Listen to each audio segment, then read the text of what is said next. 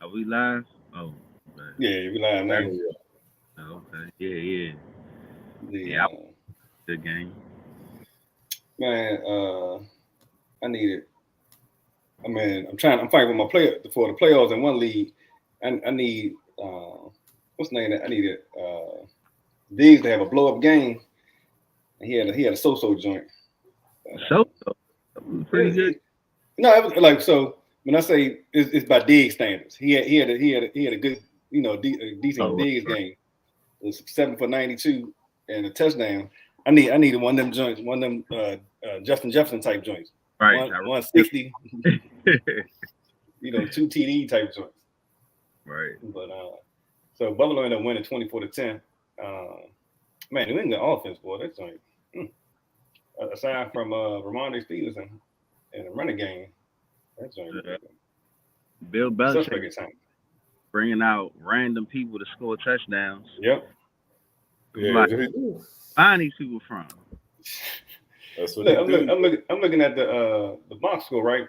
And regarding receivers, Ramondre Stevenson, they had the team with 8 targets and 6 receptions. Nobody else had more than two, and it's like 10 people that had at Man, least 1 or 2 receptions. Oh, Miles had three. He basically back to his old self. Where Belichick got something against receivers, dog. He's like, ain't no receivers gonna shine on my team. right, exactly. Went to Josh Allen. He had a decent game with two touchdown passes. In this game, he only had 223, but they didn't need him to throw a whole lot. Cook came through with 64 yards rushing. Singletary had 51. So they had a decent day on the ground. But yeah, pretty much Diggs was the only like standout. I was hoping Folk for Nick Folk for New England would give me another double digit output point total, but he couldn't. He missed a field goal that bounced off the crossbar. Yeah, like, I was like, come on, Snap. I need them five. I need that 5 point, the 5 point joints. Where all are you at in the podcast league? Right? Are you in what, eighth, Man, ninth? oh no, I'm way out. Me and Mayhem basically was battling for trying to stay out the bottom. Like basically, that's the only claim to fame I got right now. Nah, But somebody was like Mayhem was 1-10 or 1-11, right? And you were like 3 or 4 wins, I thought. yeah, I got 3 wins, but I think he might have picked up a win last week because he had Josh Jacobs. Remember? Oh, that's right. So yeah, no, I'm way out in that one. Only reason I even look at that team is because we do the pod. We do the pod at this point in time. Yo, damn.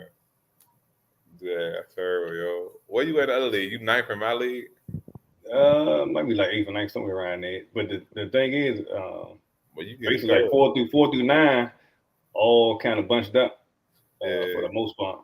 It's Yeah. the top 3 spots. Let's go separate. I need y'all to fall back a little bit, and I need a blow up game.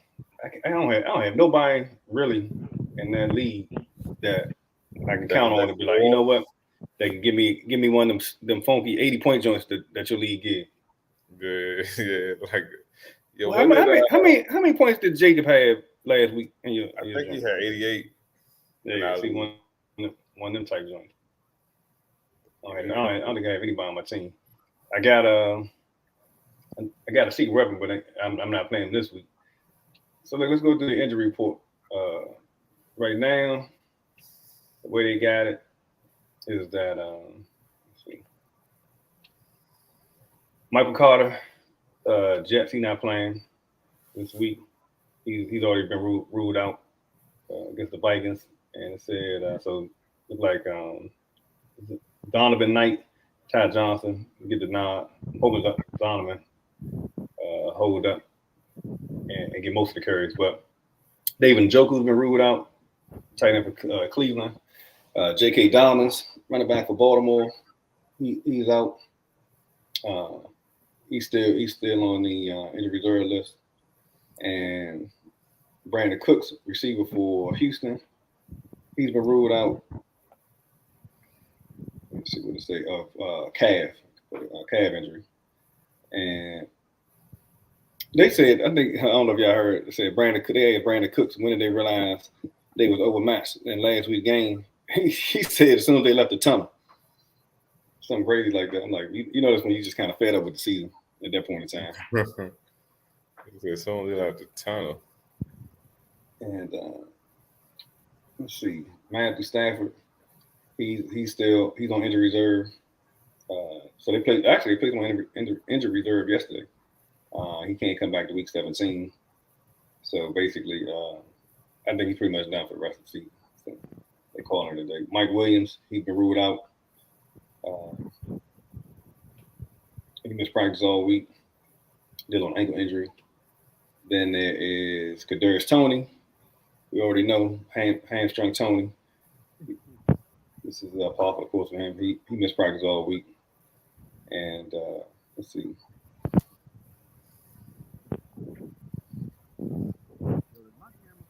Yeah, they only really good news. Like hamstring, he out. Game time decisions. Zay Jones, which would be interesting because last week he had the blow up game for Trevor Lawrence in his performance. So I'm not sure if he's out. I'm not sure if that helps Christian Kirk or not. Right. Considering they like to play Kirk in the slot.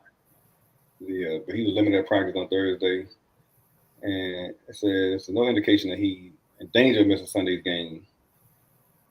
So he's been it's questionable. Let's see. Donnell Henderson Jr.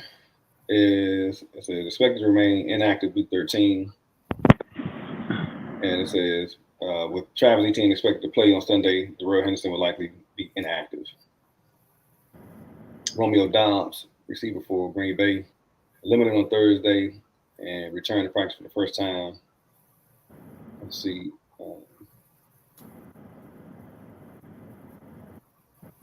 He's dealing with an ankle injury, so they don't give much detail. But they say he was limited in practice on Thursday.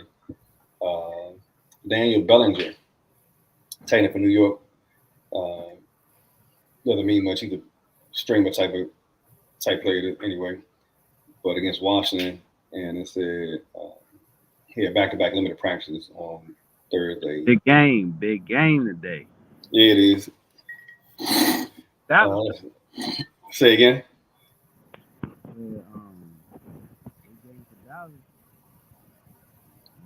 Fade out time. What you say? I said you faded out. We got real low all of a sudden. I said big games in the NFC East this week. Yeah, man, it's wild looking at when they do the on Thursday they were showing a playoff picture for the NFC, and all the wild cards was for NFC East teams. Yeah. Yeah, I'm rooting for all NFC East teams to make the playoffs. Yeah, they need to come back because at one point in time they was the last stop for a minute. Yeah, I'm rooting for all NFC East teams. Yo, our leagues are so thin, yo. So I've been zoned out this week because I've been working. So I ain't really hit the waiver wire. I need some running backs. Yo, I'm thinking like I see Rodney got in my league Zonovan. What's his name? Zonovan Knight. Yeah, I'm like for real, yo. Like yo, the bottom of the barrel. Yo, I'm going deep in backs. To play this week though. Huh? Who's that? Zonovan Knight. I mean, without Michael Carter. Right. That's what I'm saying. Like I was trying to pick him up. Like it ain't nobody that like we gotta shorten the benches, yo. Like next year, it ain't nobody to pick up. Like in the podcast league, is nobody to pick up. It's in any league, it's no running backs out there. Like Church, you picked up Jacksonville, the guy who filled in last week, right? Who, me? Yeah. Nah, I ain't Who'd you pick up? That running back. I picked up a bunch of badly. J.K. Dobbins. I picked up Akers. I picked up the Warren backup running back from Pittsburgh, but I dropped him because Najee Harris is playing. Oh, that's what you picked up, Jalen Warren. Yeah, I saw you picked him up. And I was like, man, when you picked him up, I was like, man, turns up to heard that Najee Harris out this week. Yeah, because that's what they were for. And that P. Ryan, the fact that I get P. Ryan still killing me. That joint about to knock me out of the playoffs because he missed out again. Did you mention him? Nope. I haven't gotten to him yet. Who? Let me see. Where we at? Oh, so next up, man. Josh Jacobs is questionable. It said he said he got a calf dealing with a calf issue, and look probably from running over Champa. What's the name last week? Right. But he said he will work out pregame and optimistic he'll play. It says, let's see. The great thing is he was questionable with the same calf injury last week before he stomped out the Seahawks, and he said he aggravated the injury during the game. It must have been when he walked off the 80-yard joint in overtime. And let's see. So if he had the calf injury last week and he did what he did, I'm imagining if he could run even halfway, then he'd probably play. Joe Mixon, he said reportedly a long shot to play in week 13. And he still is yet to clear concussion protocol. So, like I said, it looked like Samadi P. Ryan is going to get the nod again. Look, going back to Jacobs, if he does not play, I'm trying to think who would that leave for the Vegas Raiders to even put in his place. Don't they got somebody named Abdullah? Oh man, yeah, he made an appearance last week as well. But I think they got a hodgepodge of folks.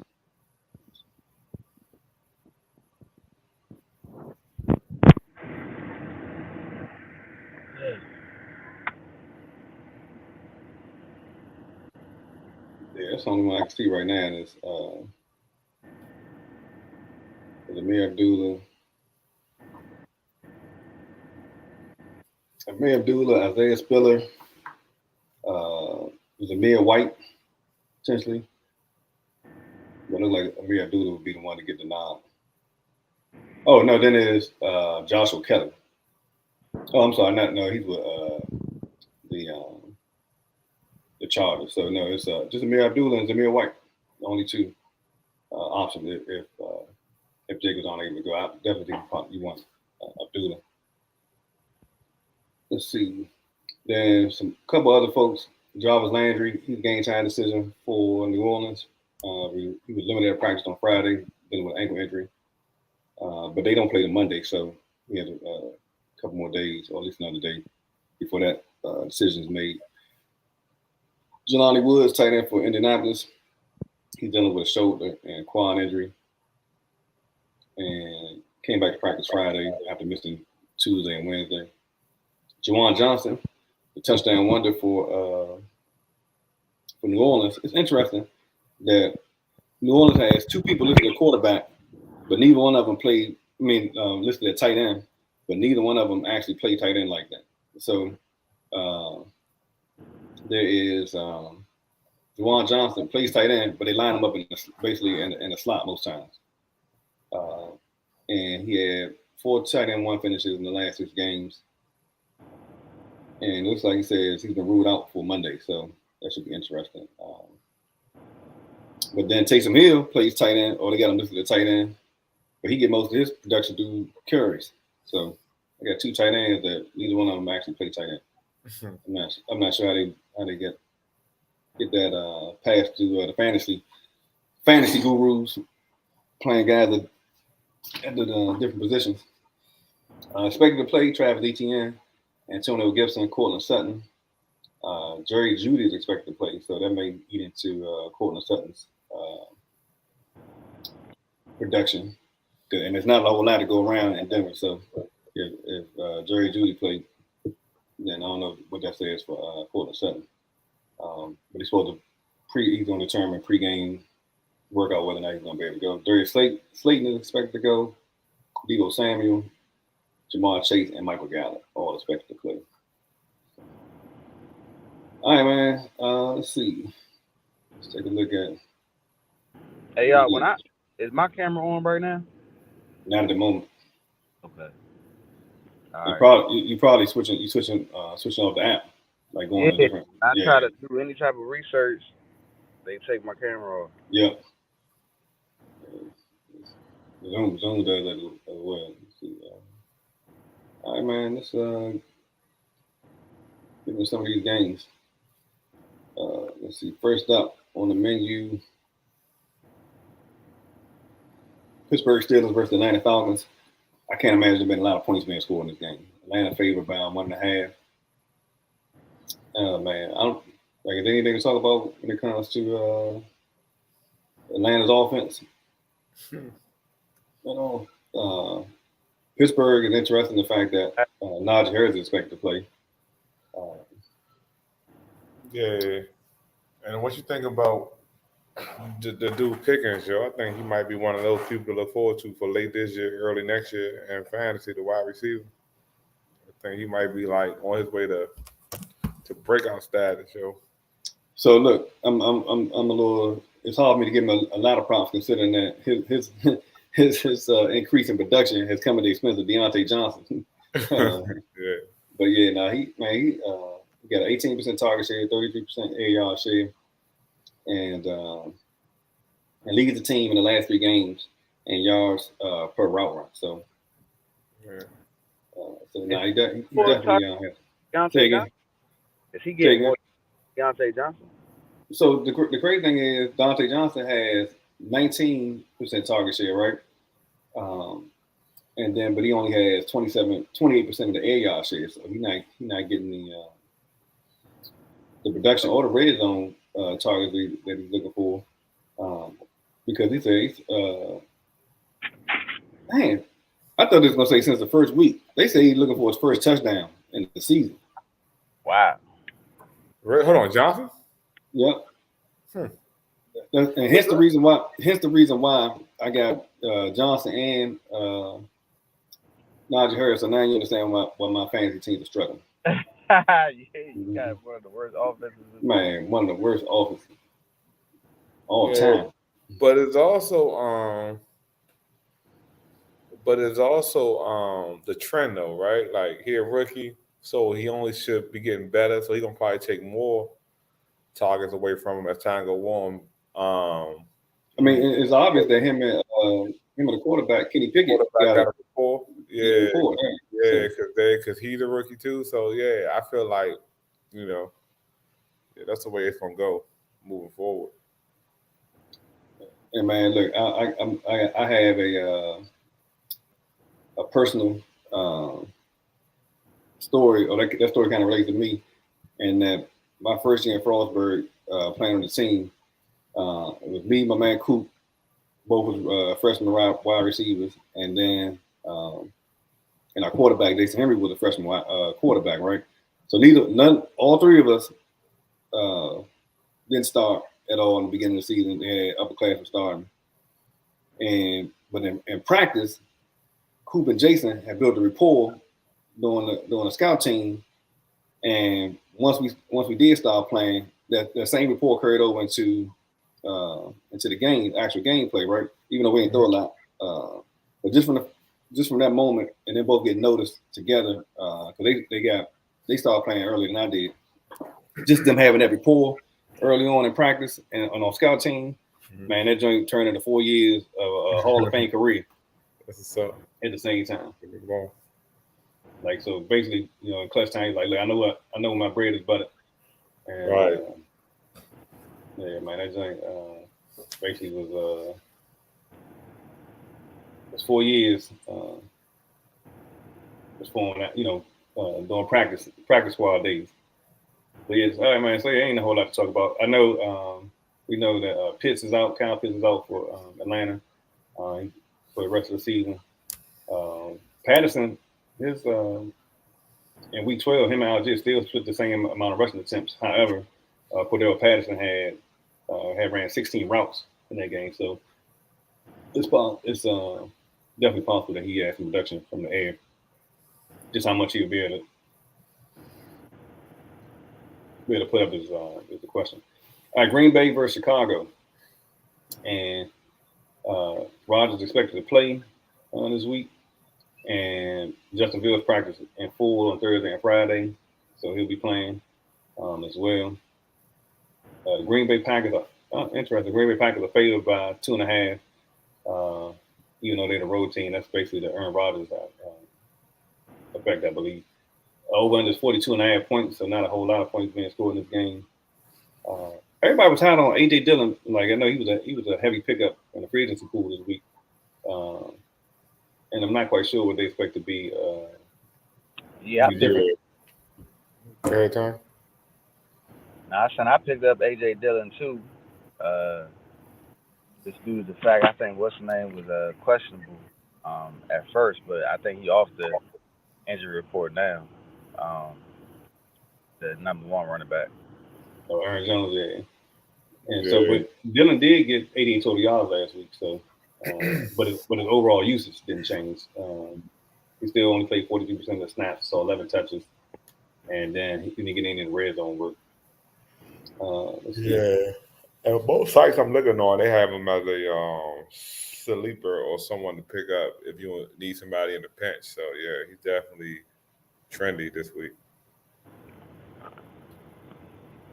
All right, so David Montgomery, even though Herbert went out, we thought he would get the lion's share of the carries. They still gave Darrington Evans 10 touches last week and 32% of the snaps. But it looked like Montgomery's a little more efficient with his touches. He had 17 for 113. It says he only has one touchdown over his last 5 games, despite 14 red zone opportunities.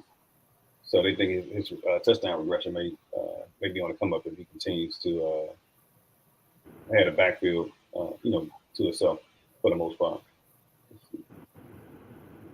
So since week 7, Green Bay has been a 24th ranked in rushing success rate, 30th, and rushing yards per game, and 26th in explosive run rate allowed. And they've allowed the 6th most fantasy points per game this season to running backs. So it definitely puts Montgomery in a good position. So I think the backfield between Montgomery and Aaron Jones, you're looking at high in RB2 with Montgomery and definitely RB1 for Aaron Jones' situation. Man, let's see. Christian Watson, he's still getting it done. Y'all think he due for some regression and over the next week? Says over the last 3 games, he's finished as wide receiver 3, 8, and 10 in fantasy. And he got 6 touchdowns in the last 3 games. I keep waiting for him to fall off the last 2 weeks. I was like, no, he can't keep this up. And then still, he keep finding his way in the end zone. I mean, you got Aaron Rodgers back there, so it's possible. It's right. Keep going. Let's see. Alan Lazard is wide receiver 28 on the season. It says, let's see. Since week 10, he has had 1 finish inside the top 40. And it was wide receiver 36. Yeah, wasn't it like he's supposed to have been a man coming? Yeah, he's supposed to be.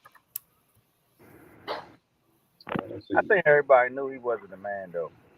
I think we knew he was going to start out strong because he had the most rapport with Rodgers, the most experience with him, but like he just don't, he not a number 1. No, I definitely see him being more of a complimentary guy who can have explosive games if you got a dominant receiver and an option. Man, so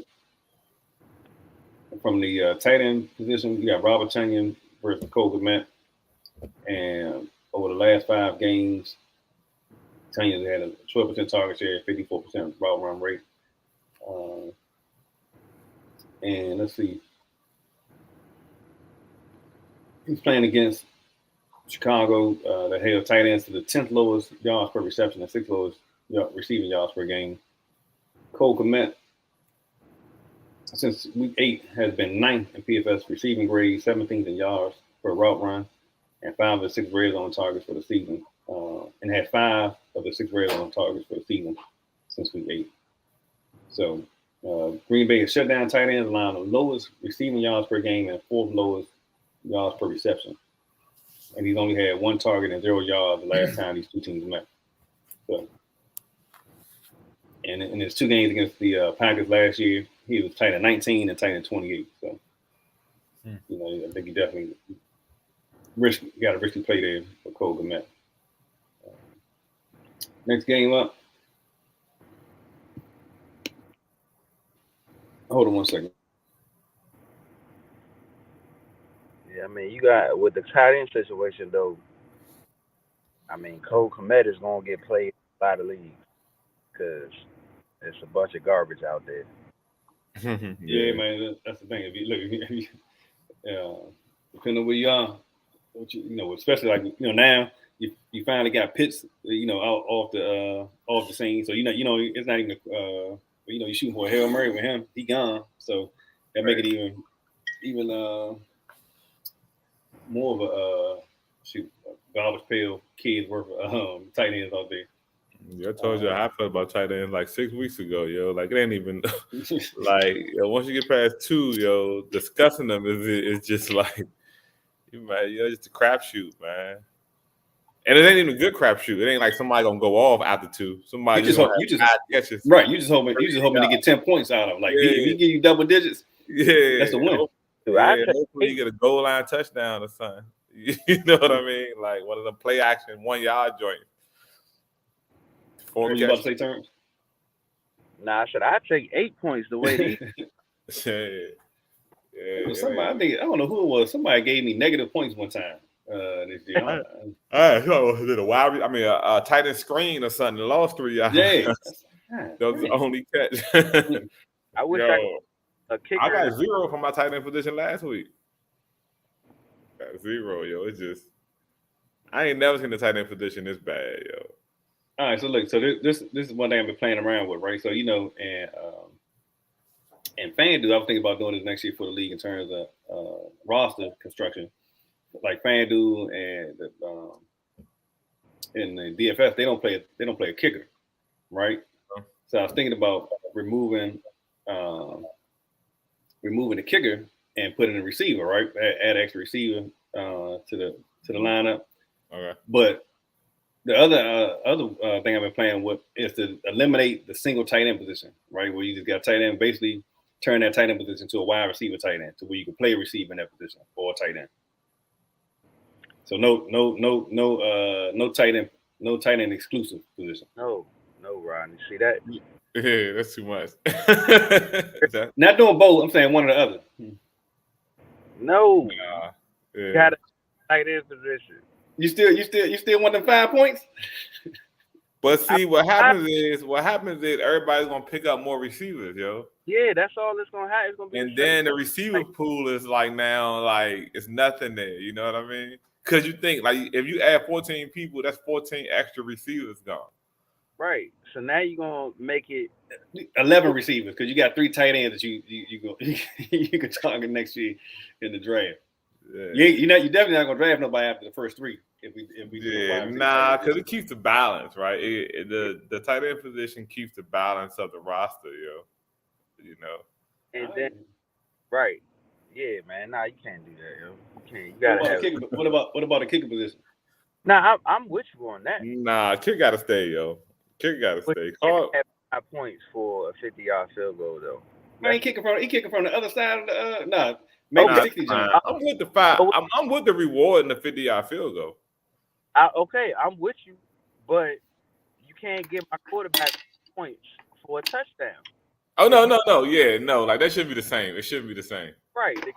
So what is it now? So what is the 50-yard field goal now? They get 1 more point than the quarterback right now. In the podcast, right? That's why Terrence was upset last. Yeah, that's right. Terrence did say that. Somebody hit a 50-yard on him and matched his quarterback production. yeah, he did say that. I was in the airport watching y'all when I sent y'all that question that Jose was struggling with. All right. Yeah. Next game up. This joint should be a fantasy bonanza. We hope, and it's Jacksonville versus Detroit. I think so. And the crazy thing, so Detroit at home, they favor by 1, right? At home, and it's since week 7, the Jaguars are 6 in pace of play, and the Lions have sped up to number 10 since week 7. So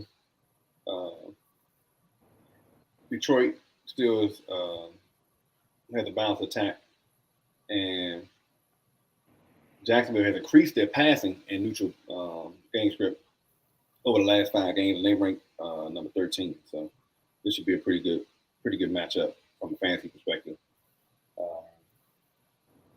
They said Jared Goff remained a QB2 as a streak of QB2 finishes. They said Goff has not cracked the top 12 fantasy quarterback since week 4. And it says, what hasn't helped us since week 7, Detroit is 10th in red zone rushing rate. So then Trevor Lawrence, on the other hand, he's been on fire. Over his last 6 games, he finished as QB1 5 times and is QB11 over that stretch. So he's been 10th since week 9, been 10th in yards per attempt and 2nd in big time throw rate, minimum 50 dropbacks. It says, let's see. Detroit is 30th in passing yards per game, 20th in EPA per dropback, and 31st in explosive pass rate. And Detroit has allowed the most fantasy points per game to quarterbacks this season. So, yeah, you pick anybody playing against Detroit defense, yo. Like it's a go. Like I got a bet going. Got that Trevor Lawrence over 1.5 touchdowns. that's oh yeah, I'll take that. You ain't paid up and parlay with nothing else, did you? Nah. Actually, I did. Come on, man. You know. See, yeah. See, so it sound good. What you pay? What else you put on that ticket? You want to hit? Okay. Yep. All right. Hold on. Let me get to it. This gonna take my camera off. You know, I like to talk about my bets. We go. So I got Aaron Rodgers over 1.5 touchdowns. Justin Fields over 0.5 interceptions. So basically, he got to throw an interception. Saquon Barkley over 0.5 touchdowns, rushing touchdowns. So he just got to get a touchdown. Tyreek Hill greater than 7 receptions. I know Jose won't like that versus San Francisco. And then I got last one. Oh, is Trevor Lawrence over 1.5 touchdowns. What y'all think? Only one I'm concerned about is that Saquon Barkley. He been What? pedestrian the last couple. I'm saying, I got him. I'm just saying, last couple of weeks he been kind of telling off. But this might be the game he break out, get back on track. and it's just touchdown. It's not like passing touchdowns or like receiving or rushing. Right? It's just a touchdown. Nah, I gotta be rushing for Saquon. Oh, gotta be rushing. Okay. Yeah. Saquon, hold on. And what's his total? He's over under 1. He just gotta get one touchdown. One rushing touchdown. So I ain't like that. Come on, man. Nah, I'm thinking like it's interesting. Like I think he'll get the 1, man. Like, what's the total touchdown going to see? Like 4? Commanders don't give up. Look, since we on that, I'm gonna go to the. Let me finish this Jacksonville game, then I'll go to the Giants and see and give you some of the underlying stats. So we know Trevor Lawrence is a must play. Travis Etienne, and he's playing this week. And it says since week 9, Detroit is 16 in rushing success rate, 19 in yards per game, and 13 in explosive run rate alive. So if he can get back on track, to what he was doing prior to last week, he should be good as well. Hopefully, Hasty don't cut too much into his snap count. So let's see. It says since week 10 on the line side, the roles of the line running backs have been clearly defined. With Williams being the early down back and red zone back, and no usage in the passing game. And then DeAndre Swift is a passing game or passing down running back. And it says in the last 3 games, Swift has averaged 8 touches and 29 yards while playing 32 to 33% of the snaps. It says touchdown equity has kept Swift afloat with 36% of his opportunities coming in the red zone. So he has 2 touchdowns in the last 3 games and almost got 1 in week 12. So basically, the way they work, you got Jamal Williams being a low end RB2 and Swift being a touchdown dependent RB3. This says Kirk is headed for a huge week 12. It says he's 14th in fantasy with 24.5% target share, and 27 or 20% air yard share. He's fifth among wide receivers in red zone targets as well, and he faces a secondary that has allowed the most fantasy points per game to opposing slot receivers since week 6. So he'll be matched up against most of the time against Will Harris, who has an 81.5% catch rate and 128 passer rate. So he should be able to eat. Let's see. Of course, we know Amon-Ra Brown is the wide receiver 1. He'll be going against half his routes will be running against Rashad Jenkins, which had a 77% catch rate, 98% passer rating. And it says since week 6, Jacksonville has given up the 4th most fantasy points to per game to slot receivers. So this should be a slot receiver's dream right here between Amon-Ra Brown and Christian Kirk. They're supposed to get busy. There we go. That's the bet right there. Yeah. So I said I go to the Washington game. All right, man. So Washington Commanders, New York Giants. Washington favored by 1.5. The over-under is 40. So not a lot of points being scored in this game, apparently. It says this game we filled with a ton of rushing attempts since week 6. Washington's 3rd and neutral rushing rate, followed by New York at 4. So they can both run the ball a lot. The pace of play, the Giants are 16th and Washington is 27 at the moment. Let's see. We saw Brian Robinson have a great game last week with his 18 attempts. He ended up with over 100 yards on the day.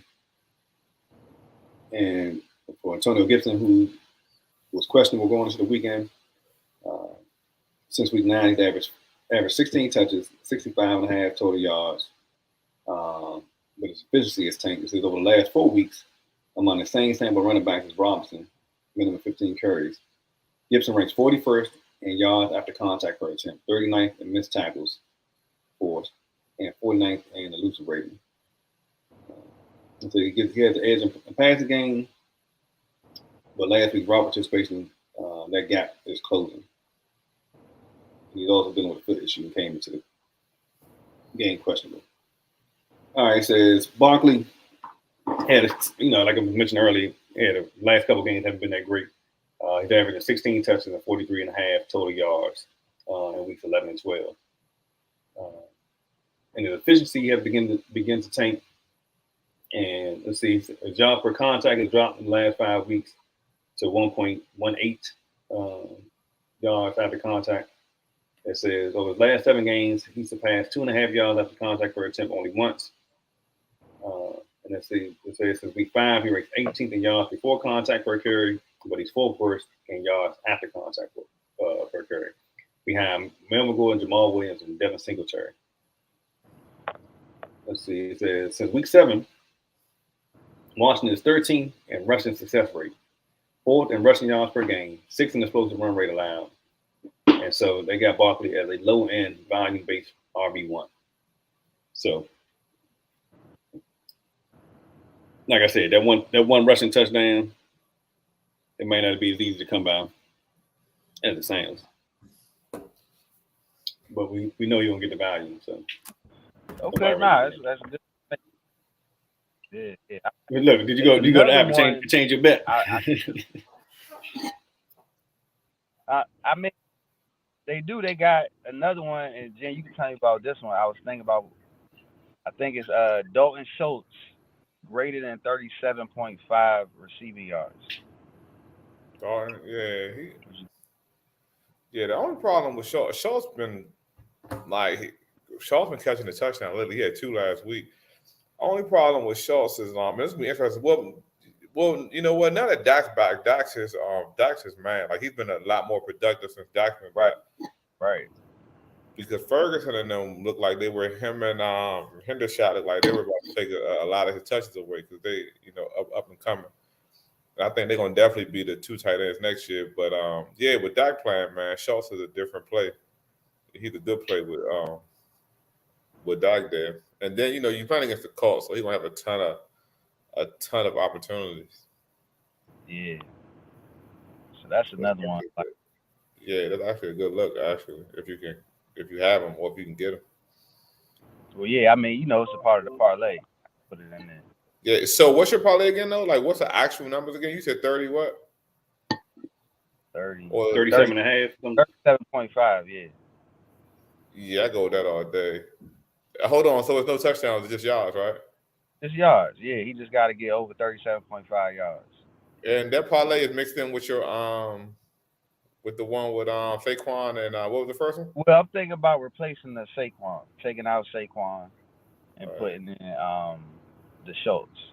So real quick, if we got a minute, what's the whole parlay though? Like, what's the entire one that you were going to do? It's 3, right? I can read it again. Yeah, go ahead. Aaron Rodgers, 2. I'm just gonna say what they got to get. Aaron Rodgers, 2 touchdowns. Justin Fields, 1 interception. Dalton Schultz, 38 yards. Tyreek Hill, 8 receptions. Ooh. And Wow. Trevor Lawrence, 2 touchdowns. Ooh. Yeah. That's a tough parlay, yo. I guess that's why they. So it's $10 to win 200. It ain't too crazy. Right. Yeah. Nah, that's not too bad. I know. Shit. I just drew a blank. The receiver for the Dolphins. Hill. I know he'll be going off, yo. 8 catches is still a lot of catches, even though he probably averaged 9 on a year, something like that. My bad. My fault. I lost you for a second. You said who averaged 9? Hill catches for the season. I'm just yeah. And they going against San Fran, so I just feel, I mean, that's a tough one, right there. I think that's the only one that really scares me, yo. It could be. It could. I mean, I need Jose on here to talk about the cornerbacks, but I mean, to me, Tyreek Hill has just been unguardable this whole year. So, right. And Tua just, he locked in. He locked in on him and what's the name? So Waddle. Yeah. Waddle. Yeah, I need him to slide some of those touchdowns over the Waddle. But all right, that's what's up. Yeah. All right, man. Next game up.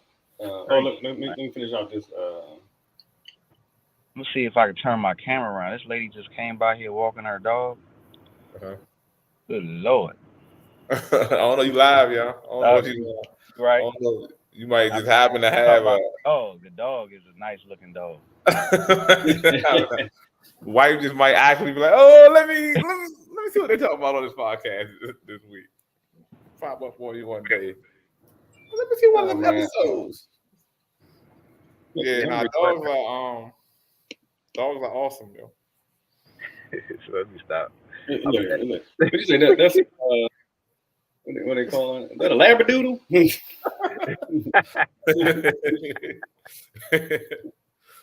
Right. It's gonna be like, dang. Oh, man. So next game up, man, and we run through this real quick. I'm gonna have to switch machines somehow. I lost connection to my camera. I don't know what happened. Oh, there we go. All right, so next game up, man, the Jets versus Vikings.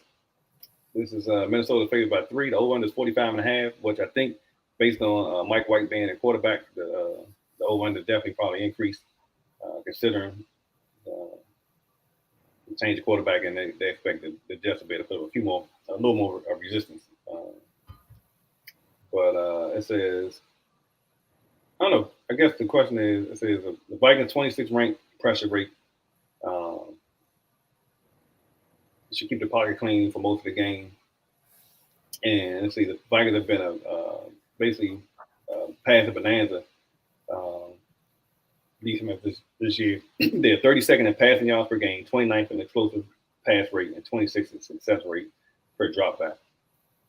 It says Minnesota has surrendered 12 most yards after catch this year. So that basically lets me know that you definitely want to play my man Garrett Wilson this week. he should be able to eat as well. Wilson. Yeah, man. Look, it's amazing how he looks with a common quarterback back there.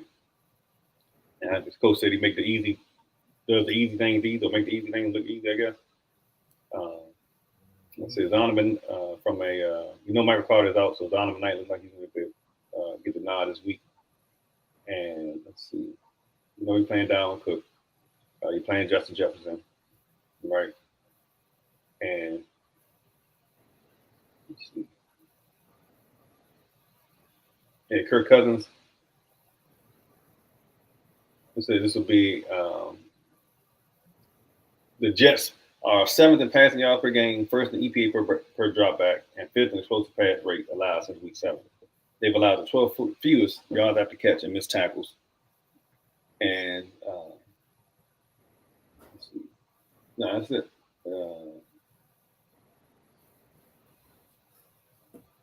So yeah, Kirk Cousins, he can be suspect this week. He might have a tough time. I think they still, just from the way the offensive structure, they should, have a decent amount of, put up a decent amount of yards. But as far as Kirk Cousins' efficiency, that may be called into question. From the Titans standpoint, confident the Titans 12 in the season.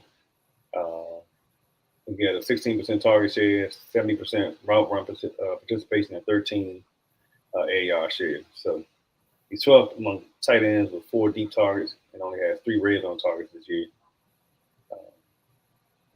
On the other side, Hawkinson, man, he's been getting it done since arriving in Minnesota. 22% target share, 14% AR share. The problem is he hasn't scored many touchdowns, but he's finished as tight end 5, 7, 11, and tight end 5 over since week 9 and coming over to Minnesota.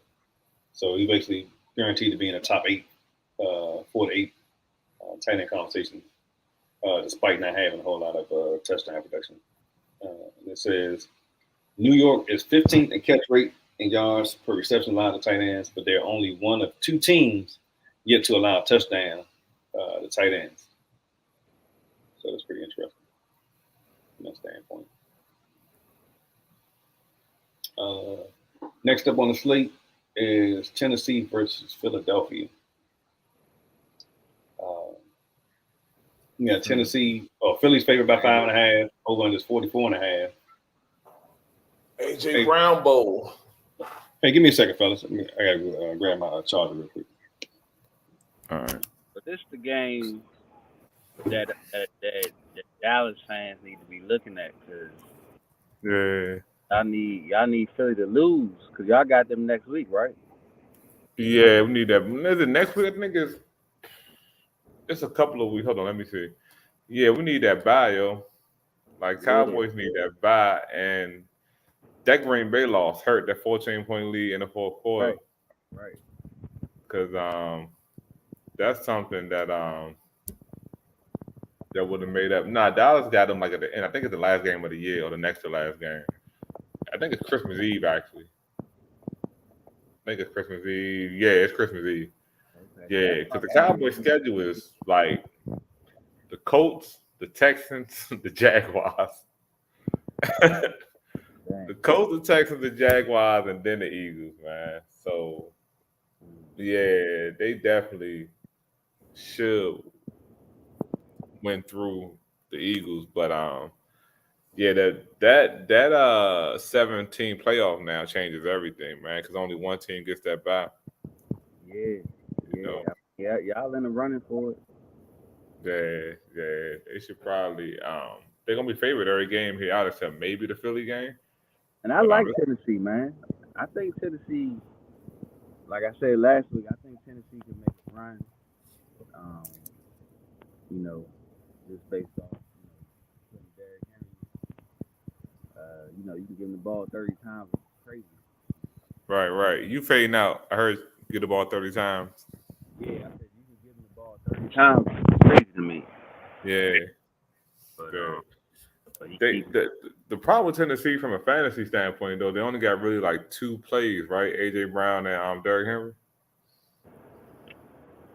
AJ Brown, come on, man. You know he with Philly now. I mean, my bad. There you go. Well, I guess I'm thinking Philly because we're talking the game, but they only got Derrick Henry and who else? Like, what's the man? Who their tight end? Austin Hooper. Yeah. So Derrick Henry, their only real fantasy play. Philly, man, I was waiting for How they got the wide receiver starting to break out. I think it's Burks. yeah, yeah. But with Tannehill though, his ceiling only gonna be but so high, yo. Yo, I wonder if they're gonna go back to Malik Willis next year, man. Like he didn't look too good in his couple games that he got in. Fantasy standpoint. But yeah, you got on the Philly side, man, like you got AJ Brown, Devontae Smith is a hit or miss. Like he one of those, like he reminds me a lot of like Godwin and them when Tampa Bay were at their peak. Right. Like you can get one of them, like he can go for like 25 or he can get you 3 straight games at like 5 points. Right. Yeah, I got him in another league, and he's just like a Christmas gift to me. You know what I mean? Yeah. I'm like, if he go off, I mean, it's Christmas came today. Look at that. Got a little extra. Who is that? Devontae Smith. Yo. And it's crazy because like, so Rodney, as a receiver, right? You know what? I'll be interested to hear your take on this, right? So as a receiver, right? Someone like AJ Brown, right? For Philly, he's not super explosive, right? He's big, he's strong, right?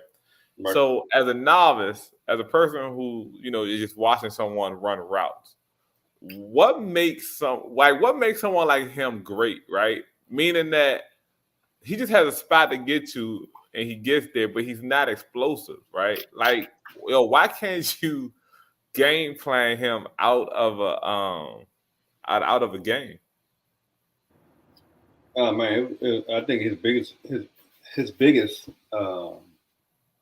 attribute, or in terms of actually making himself viable in route running, is just positioning. Almost if you think about how in basketball they say, big men be like, "Oh, you just gotta get to your spot," or whatever. And so, based on how they play him, is his ability to get to the spots, man, and be physical with guys, to run a route from a position standpoint, keep a guy, on his hip versus, allow him to get in front of him or, right.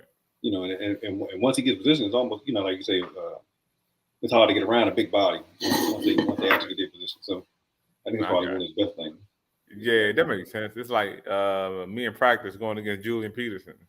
Right. It's like, well, you just be like, all right, man. It's like, you got to try to get to a spot and get there first because they so strong, man. You can't really, get them out of position, especially on the slant or something.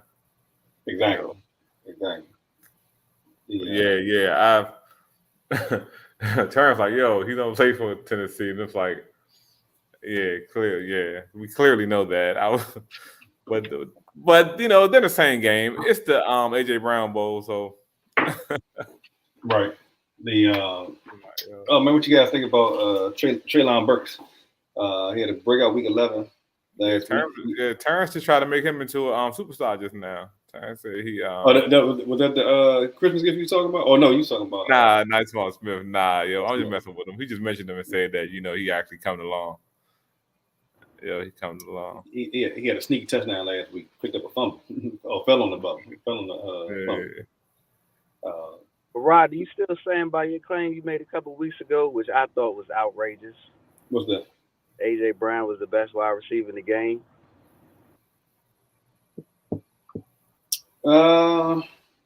So he said that? I must have tuned that out. I'm looking slim. I'm sitting there thinking like, you said that, man. I must have tuned that one out, yo. All right. No, you know what? I'm sure I said he was in discussion. I'm pretty sure I said that. And I don't know, man. I think so I think clearly right now, just based on his explosiveness and consistency, you got Justin Jefferson that's up there. You got Tyreek Hill, right? and then you have Devontae Adams. And I think that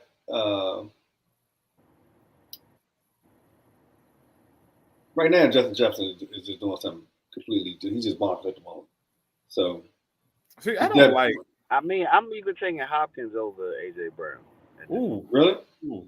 I don't know about that one, yo. See, I don't like the best receiver discussion because there's so many variables. Yeah, so that's what I'm saying. Like, so in their offense, like for example, he played with Tennessee. AJ Brown played with Tennessee the previous year, and Right. we know his production was hurt during that time with Tannehill as the quarterback over the last couple of years. But was it though? Because he still put up because he had no other real options except for Derrick Henry. But you gotta remember, like they ran the ball even when they were behind, they ran the ball. Right. But they played off of Derrick Henry, and the only time when they did pass it, it went to him. So even though he might not have got, that's when Tannehill could actually get in the ball. Remember, right? So you got to remember last year it was up until I think either Thursday night game or Monday night game when he had a breakout, and it was like, "Wait, we finally got you the ball," and that's after like 6 weeks of him not even seeing more than like 3 or 4 targets in the game. Right. So Tannehill couldn't get him the ball for a long time. So for me, right, it's like the Jerry Rice thing, right? Like, how great is Jerry Rice, right? Like, do we really know how great Jerry Rice is? Listen, don't give me on Jerry Rice name. If you had Montana and Young on the ball his whole life, listen, Jerry Rice numbers still stand up to this day. He played in '84. Yeah. I'm just saying. I mean, in a time where they ain't throw the ball at all like that. Yeah. I mean, I'm not saying that that's not true. I mean, if I had to say who's the greatest receiver ever, I'm gonna go with Jerry Rice. But going to the point that we started talking about is like, do you really know how great someone is? Like for example, right? As great as Jerry Rice is right now, if you had to pick a start a team right now and you ain't know what that team was gonna look like, and somebody told you that you could have in a prime Jerry Rice or Randy Moss, are you gonna pick Jerry Rice over Randy Moss? That's the only comp right there. Right there. That's the only person even in the discussion.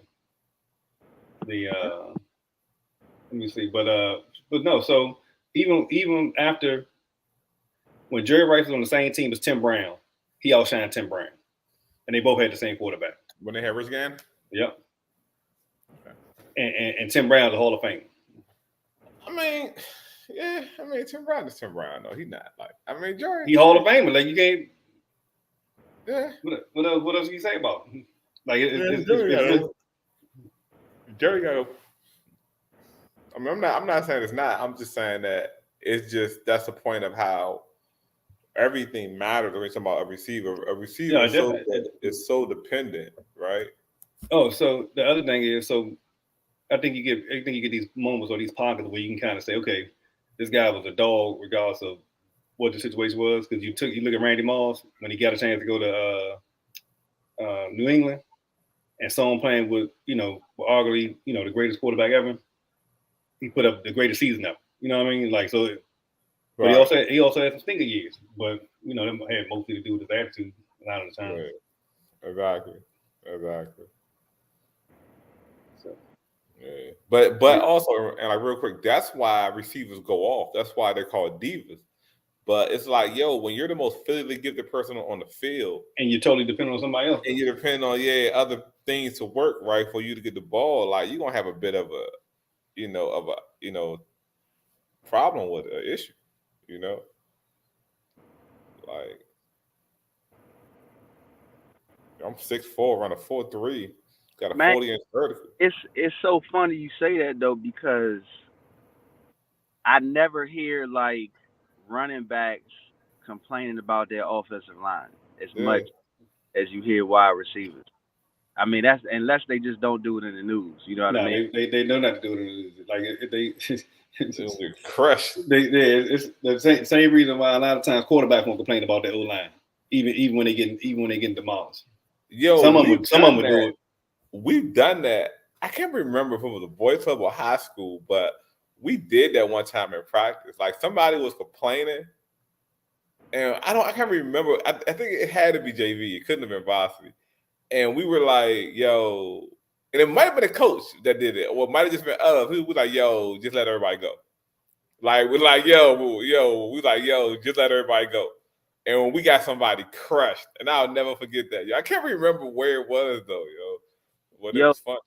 I swear that happens, yo. I ain't gonna lie. I don't know if y'all remember this, but when the Panthers went to the Super Bowl versus Peyton Manning, when he was with Denver, man, Cam Newton was back there getting Oh yeah, crushed, they was letting them have it. and I was and the same thing happened. So it happened that time, and y'all might say, oh, you just mean a conspiracy theory, but I felt like they wanted Peyton Manning to get that Super Bowl. I felt like somebody made the call. The same thing happened with Kansas City and Tampa Bay. I don't know if y'all remember that game when they was in the Super Bowl. It was like he had no protection.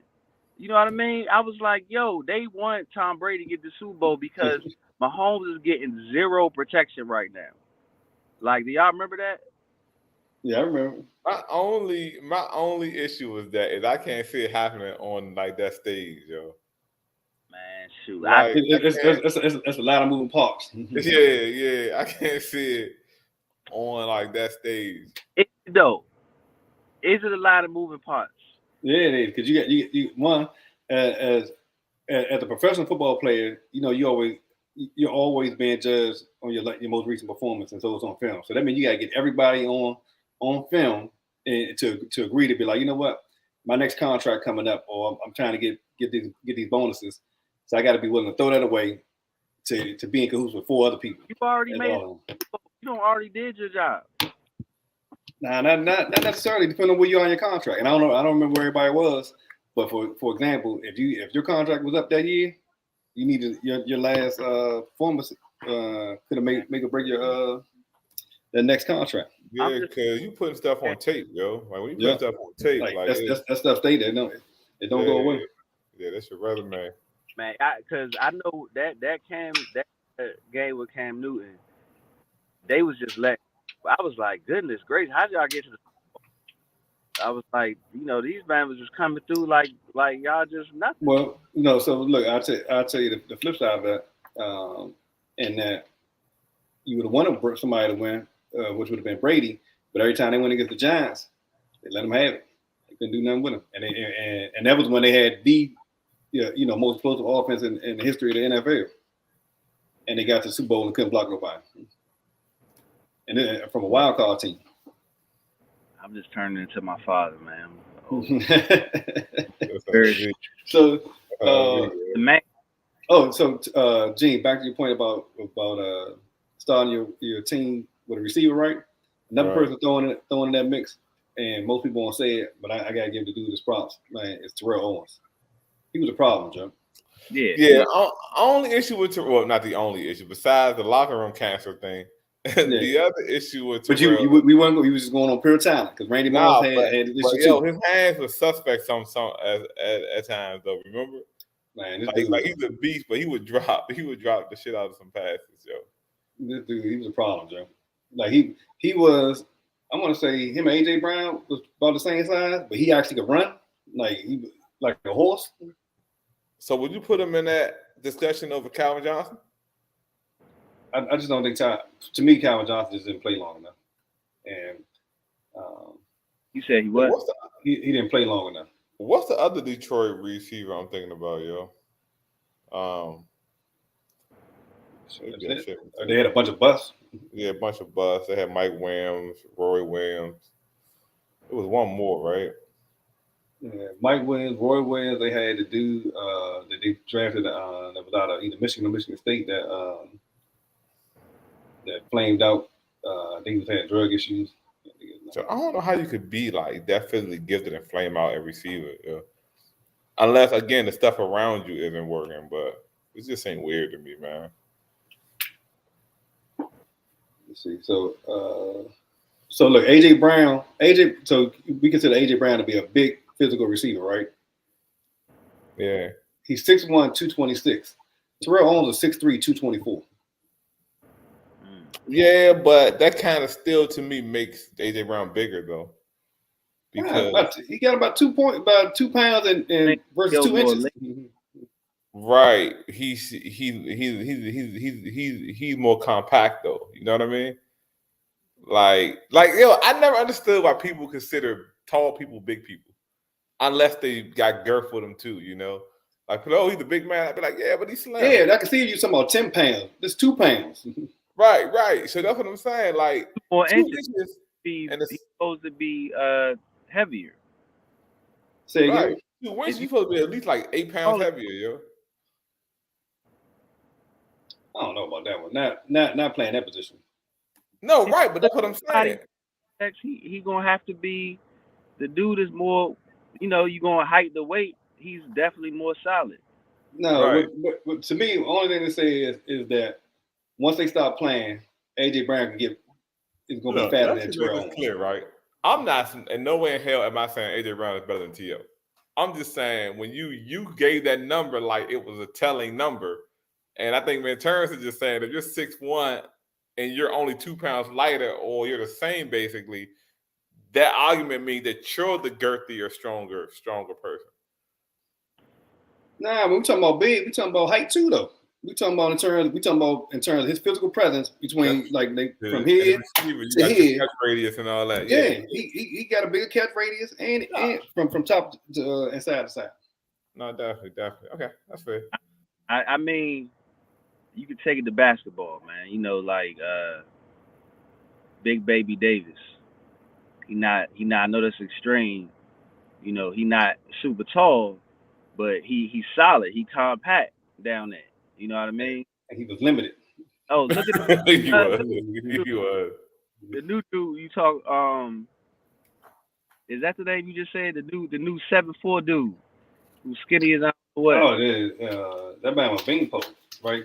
I think that's the two extremes. Like you got a fat short dude and a tall skinny dude. When I'm talking about big man, I'm talking about LeBron James and Giannis. Like that's when I'm thinking big. LeBron James is built like Karl Malone. Giannis is built like I don't know who he built like, but that's what I'm talking about as far as like LeBron James got the girth and he long. Like Kevin Durant is a tall skinny dude. That's why he stay outside. He ain't gonna go down and bang and all. So basketball it works because being tall is a premium, but I don't look at him as a big man. But LeBron, Giannis, those cats, man, they big and can run. Like, you know what I mean? That's what I kind of put Terrell Owens in that. That's what I think that he's saying. Like this, I don't know. I forgot what the argument was. Like, I forgot how it even started. So no. What it started was Terrence just trolling me about my AJ Brown being the best receiver in the league. Because he's not even in the top 5. And I was trying. We said Justin Jefferson. We said Adams. We said Tariq Hill. You said that you would do from Arizona. You put him above. Adams is another one that doesn't know. I don't know what he does great except his catch radius is good. Like that's why I feel like he struggles with sometimes when they struggle with him in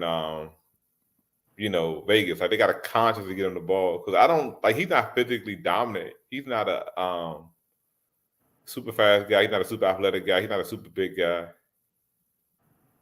He just kind of taking away Adams. Adams is he's physical, though. I mean, I think Adams got that dog in him, is what they say to me.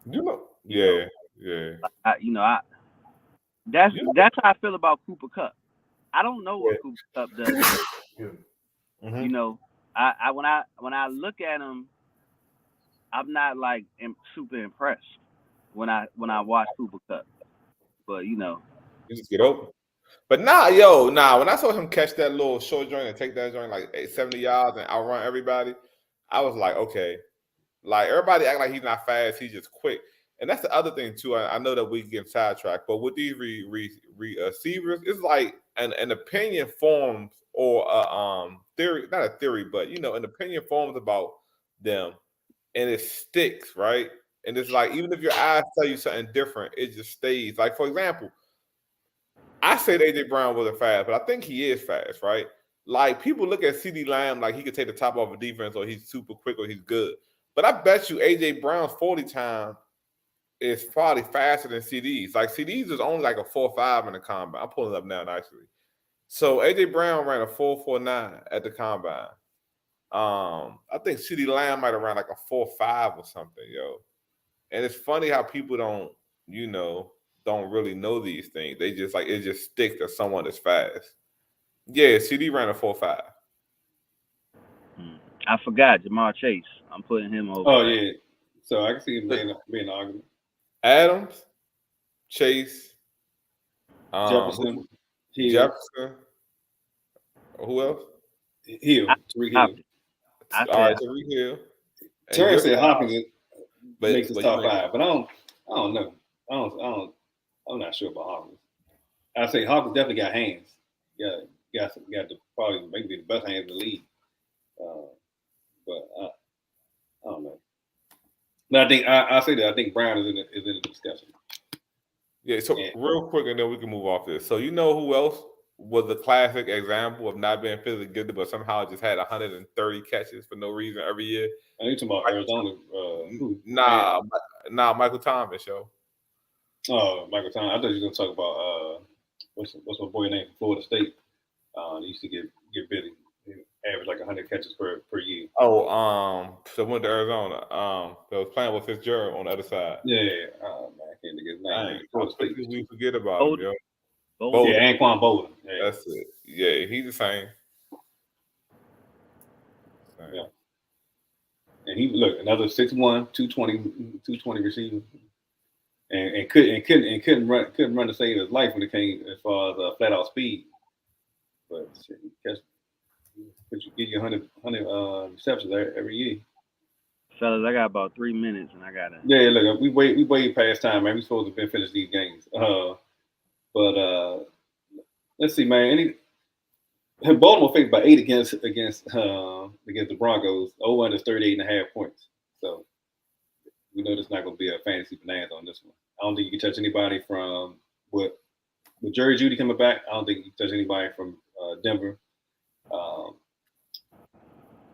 Latavius Murray, maybe a good option. If you stream, need somebody to fill in. You're playing Andrews. Baltimore's offense doesn't look that great, right? So I'm not all that high on them right now. I have Lamar Jackson in the league, and he has not been a difference maker. Nah. For me at all. He's basically been pedestrian for the most part. But he's going, and they're going up against Denver's defense, which is one of the best in the league. So the Cleveland Brown Houston game. Oh, look! Before we get off, what y'all think about Deshaun Watson in terms of finishing the year out? Y'all think he's gonna make a difference, or you think I'm not playing him this week? I got him in Jeans League, but you think he'll have an impact going forward? That's a good question, man. He ain't played in so long. I ain't seen nothing like this with somebody been off this long. Look, the only person I could think of that was out this long was the receiver from the Browns. I can't his name escapes me at the moment. But every time he would get suspended, and he's like, yeah, he's gonna miss 8 games. The next thing you know, he's suspended for the rest of the year. But every time he came back, folks were like, oh, he's gonna be crazy this year. Was that it never came back. I can't think of his name now. Braylon Edwards? Nah, it wasn't Braylon Edwards. It was you talking about a dude who was smoking? Yeah, he couldn't leave the weed. Yeah, damn. Yeah, I know you're talking about, man. He could bounce around. Yeah. Yeah, I don't know, man. I mean, Sean, it's so much, man. You wonder like where his mental is after they don't mentally beat this man. Let me stop. I can't make him the victim. He was wrong. Yeah. That's why I get the whole podcast now. Oh, right. Oh, Josh Gordon was his name. Yeah. Can't be doing that wrong. Okay. But we had a lot of we might end the podcast on that. That's like your third for like literally incorrect moment that like you had on the podcast already. You're in the wallet in the car. Walking dogs, yo. Yep. Oh, man, you don't want the kids. Look, you know what it is? The kids been asleep and they ain't move. All right, y'all keep playing. Listen, I was out here looking at dogs earlier, and Deshaun Watson is bad. Okay. Oh man, the Labradoodle. And we need to respect all masseuses. Right, exactly. Just trying to do their jobs, yo. Oh man, dude, wow, man. The words expressed by Terrence and on the in the Pocket podcast are only reflective of views of Terrence and not the podcast as a whole. Oh man. Oh man, they about to Kyrie me, dog. Let's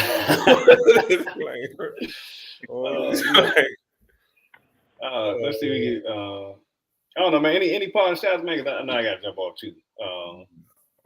Any parting shots? I know. So with this game is Houston. They basically gonna take a beating. They Cleveland favored by 7. The 0-1 is 47.5 points, but I think it's all Nick Chubb and Donovan Peoples-Jones and Amari Cooper for the most part. Man, Brandon Cooks, he basically like, look, we ain't got it this year. He already threw in the white flag. They don't have Njoku's out, so that should be more production for Peoples-Jones and Amari Cooper in the passing game. You got the Rams versus the Seahawks. Seahawks favored by 5. Man, the Rams, they pretty much think, man. Walford is so they got the reins for the rest of the year. I think Kenneth Walker,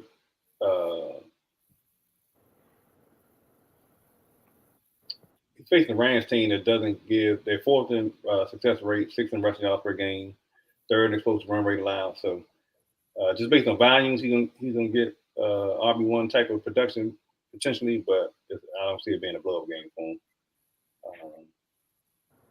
Tyler Lockett and DJ Metcalf, they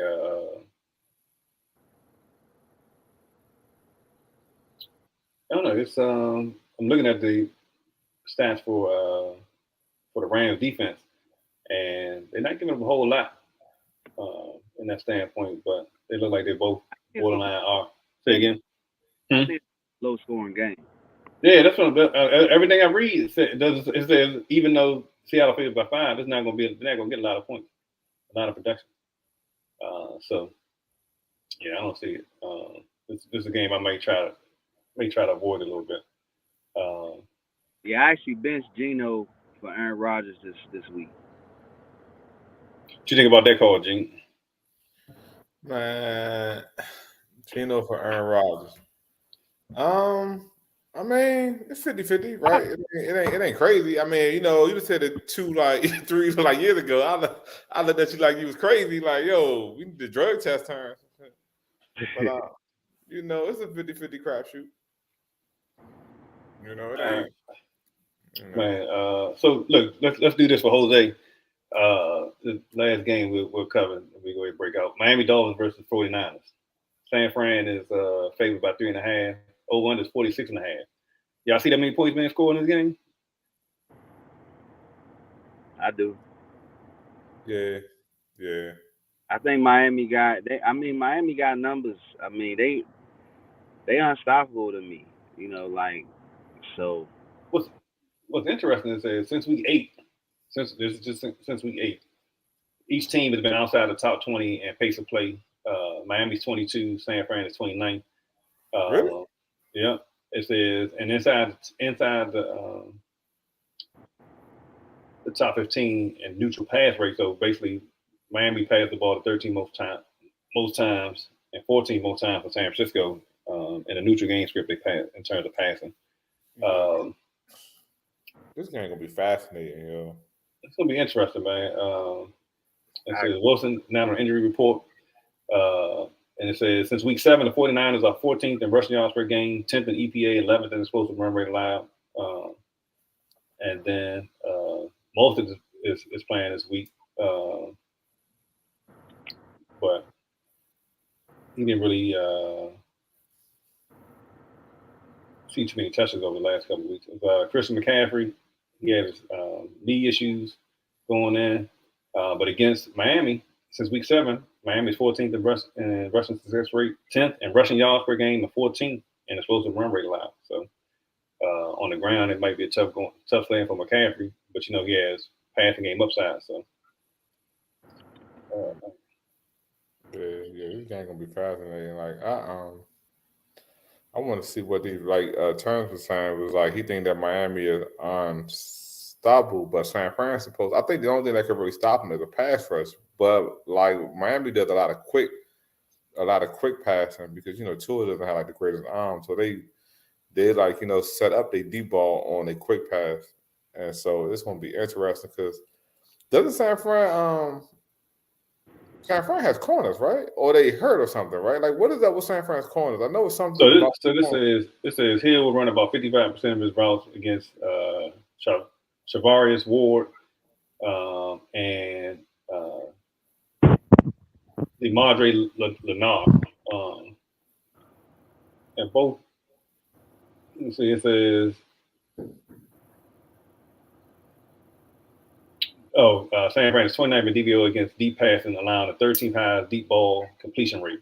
Yeah, that's what it was like. They're not that good. Yeah. It's just that they have that front 7. Right. Yeah. Nah, this is gonna be fascinating, yo. Because if he can get time, he can burn them. But can he get time? Right. From a tight end perspective, basically, Miami is giving up 6 highest receiving yards. 6 highest receiving yards per game to tight ends, and on the other end, the 49ers don't give up nothing to tight ends. So they got the 5th lowest fantasy points per game, and 2nd lowest yards per reception to tight ends for San Francisco. So Kittle might be in the tight end 1 discussion this week, or for the number 1 tight end spot this week. And Gesicki may not be playable. So. Okay, fellas, I gotta get off of here, man. All right, man. All right. Fellas, hey, look, next time, man, we gotta touch on that Dion hire, yo. I was gonna pop. Oh yeah, I know. Oh yeah, we gotta talk about that because I've been. So that's tomorrow. All right, cool. All right. Ryan, remember somebody remember because I probably won't. All right, All right, fellas. I'll let y'all.